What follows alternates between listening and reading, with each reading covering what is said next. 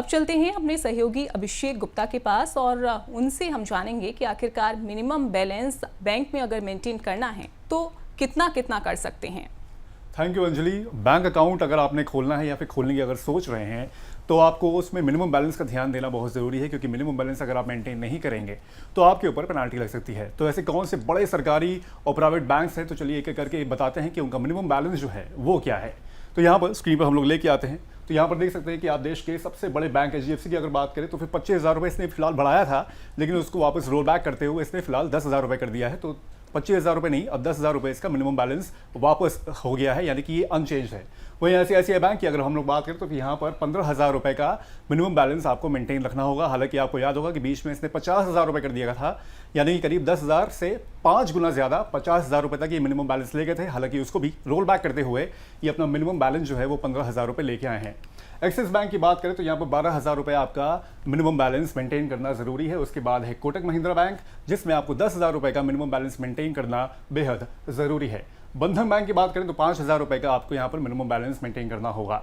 अब देश के सबसे बड़े सरकारी बैंक की अगर बात करें तो SBI यहाँ पर जीरो बैलेंस अकाउंट यहाँ पर मेंटेन करते हैं, यानी कि आपको मिनिमम बैलेंस के लिए जीरो बैलेंस अकाउंट यहाँ पर आपका रहेगा। वहीं PNB और कैनरा बैंक की भी अगर बात करें तो यहाँ पर कोई थ्रेशोल्ड लिमिट नहीं है, जीरो बैलेंस में भी आपका मिनिमम अकाउंट आपका जो रहेगा वो चलता रहेगा, तो यहाँ पर कोई दिक्कत नहीं है। तो ये हैं कुछ बड़े प्राइवेट और सरकारी बैंक जहाँ पर मिनिमम बैलेंस अकाउंट जो है वो आपके सामने यहाँ पर स्कोर्स में मेंटेन है। इनको मेंटेन करना बहुत ज़रूरी है। तो ये है पूरी जानकारी इन मिनिमम बैलेंस को लेके। Over to you Anjali.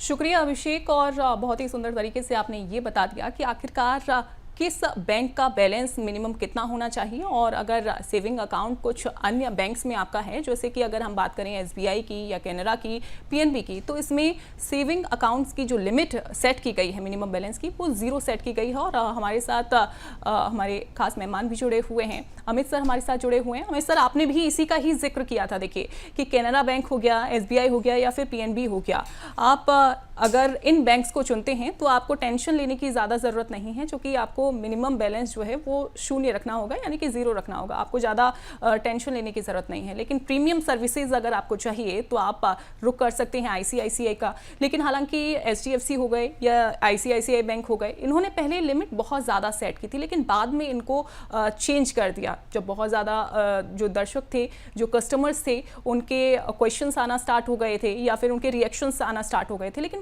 क्या लगता है ऐसे में RBI को इस मुद्दे पे क्या कोई सख्त नियम बनाने की जरूरत है? देखिए, RBI के नियम ऑलरेडी स्पष्ट हैं, क्लियर हैं। RBI जो है हर बैंक को कहता है कि आपको जो है जो पुअर हमारा या लो इनकम ग्रुप हमारा है, उसको जो है आपको सर्विसेज देनी पड़ेंगी।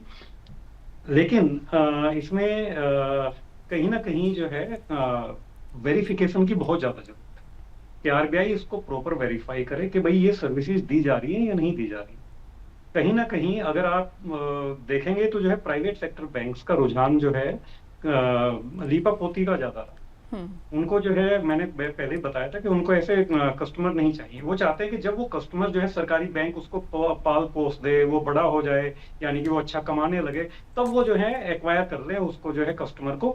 लेकिन इनिशियली ग्राउंड लेवल पे जो है प्राइवेट सेक्टर बैंक्स थोड़ा सा जो है झिझकते हैं। ये इस चीज को चेंज करने की जरूरत है, इस माइंडसेट को चेंज करने की जरूरत है। बिल्कुल सर। लेकिन ऐसे में अगर इन फ्यूचर अगर हम देखते हैं, अगले 5 सालों की अगर हम बात करते हैं, तो बैंकिंग सेक्टर में मिनिमम बैलेंस का जो ट्रेंड कैसा रहेगा, कहां तक रहेगा?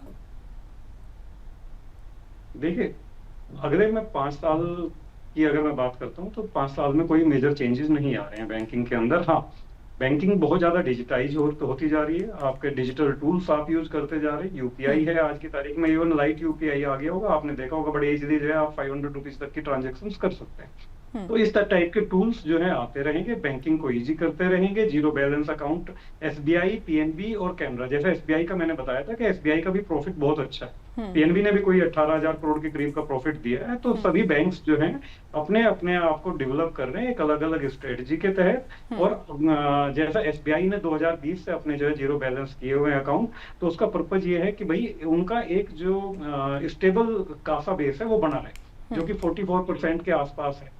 जबकि मैं दूसरे बैंकों की बात करूं तो जो है उनको दिक्कत है। और हमें ये नहीं भूलना चाहिए कि बैंक को सोल्वेंसी भी मेंटेन करनी पड़ती है। इसके अलावा जो है बैंक को एक इश्यू और भी आता है हम्म। कि बैंक को बहुत करीब करीब जो अपने जो भी उसका जो है पैसा होता है जो वो रेज करता है कासा के थ्रू, उसको जो है आरबीआई के पास रखना पड़ता है। जी। जबकि उसको इंटरेस्ट अगर वो 100 रुपीज जो है बोरो कर रहा है तो उसको 100 रुपीज पे जो है टैक्स इंटरेस्ट देना पड़ेगा। बट अगर आरबीआई जो है उस 100 का 23% अपने पास रख लेता है सोल्वेंसी के नाम पे। ये एक बड़ा जो है कहीं ना कहीं इश्यू रहता है, बिल्कुल। लेकिन सर जिसकी अगर वजह से ऑपरेटिंग कॉस्ट इसकी वजह से जो है कहीं ना कहीं बैंकों की जो है ज्यादा रहती हैं। और न्यू टू बैंक जो नए बैंक आए हैं उनके लिए तो और भी ज्यादा इश्यूज है। बिल्कुल।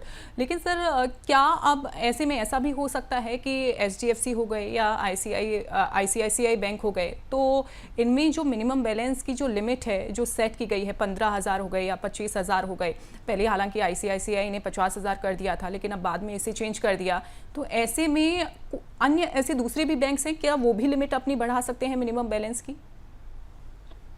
बिल्कुल मैम, मैंने बताया था कि बिजनेस मॉडल के ऊपर, ऑपरेटिंग कॉस्ट्स के ऊपर, इसके अलावा जो है वो किस कस्टमर सेगमेंट में चाहते हैं कि भाई हमारे पास ज्यादा से ज्यादा कस्टमर इस सेगमेंट का हो। जैसे मैंने बताया कि जो है हर बैंक की अपनी एक अलग स्ट्रेटजी है कस्टमर टाइप के हिसाब से। कुछ कस्टमर हैं जिनके अकाउंट में 10, 20, 30 लाख रुपए पड़े रहते हैं, उसके लिए स्ट्रेटजी अलग होगी। कुछ कस्टमर हैं जिनके पास में 1 से 5 लाख रुपए के बीच में अकाउंट में रहता है, तो जो है उसके लिए स्ट्रेटजी अलग होगी। कुछ कस्टमर ऐसे हैं जो 10, 20, 50,000 रुपए रखते हैं, उनके लिए स्ट्रेटजी अलग होगी। और कुछ कस्टमर ऐसे हैं जिनके अकाउंट में जो है 1000, 2000 रुपीज या 500 रुपए या 50 रुपए पड़े रहते हैं, तो जो है उनके लिए स्ट्रेटजी अलग होगी। और हर चीज की कॉस्ट होती है। बैंक जो है आपको एटीएम कार्ड भी दे रहा है, बैंक आपको एसएमएस सर्विस भी देता है, कोई भी डेबिट ट्रांजैक्शन या क्रेडिट ट्रांजैक्शन होती है या कोई ओटीपी आपके पास जाते हैं जी। तो हर तरीके की जो है कॉस्ट है। तो बैंक के पास में जो कॉस्ट है उनको जो है बैंक को रिकवर भी करना पड़ेगा। और वो रिकवर करने के लिए ही बैंक जो है मिनिमम एवरेज बैलेंस जो है मेंटेन करने के लिए कहता है। और ये टाइम टू टाइम घटाया या बढ़ाया जा सकता है। जैसे एसबीआई ने अभी 0 किया हुआ है, लेकिन हो सकता है फ्यूचर में एसबीआई कहे कि भाई 1000 रुपीज, 5000 या 10,000 रुपीज मेंटेन करना पड़ेगा। बट अभी अगले 2, 3, 4, 5 साल तक के लिए तो जो है आप निश्चिंत रह सकते हैं, ऐसा शायद ही हो। बिल्कुल, यानी कि अभी तो रेट नहीं बढ़ रहे हैं और आने वाले समय में ऐसा हो सकता है कि मिनिमम बैलेंस की जो लिमिट है वो बाद में चेंज कर दें। लेकिन सर ऐसे में अगर सरकारी बैंक्स की अगर हम बात करते हैं तो उनमें मिनिमम बैलेंस का जो नियम है, क्या वो कस्टमर्स के लिए फ़ायदेमंद साबित हो सकता है? एक तरीके से बहुत फायदा है। अगर आप जो है अपने अच्छे बैलेंसेज अपने अकाउंट के साथ में मेंटेन करते हैं तो जो है बैंक आपको जो है कई सारी सर्विसेज देता है। जैसे आपको प्री अप्रूव्ड कार लोन मिल जाते हैं, प्री अप्रूव्ड होम लोन मिल जाते हैं, प्री अप्रूव्ड क्रेडिट कार्ड मिल जाते हैं। इसके अलावा अगर आप जो है एक एमएसएमई यूनिट हैं तो आपको जो है बिजनेस लोन मिल जाते हैं, पर्सनल लोन भी मिल जाते हैं। तो इस तरीके की सर्विसेज हैं जो प्री अप्रूव्ड होकर के आपको मिल जाती हैं। और ये सभी सर्विसेज प्रीमियम सर्विसेज है। इसके अलावा जो है अगर आप ट्रेड एंड फॉरेक्स में भी डील करते हैं तो ट्रेड एंड फॉरेक्स में आपको जो है बैंक जो है बेटर रेट भी देता है।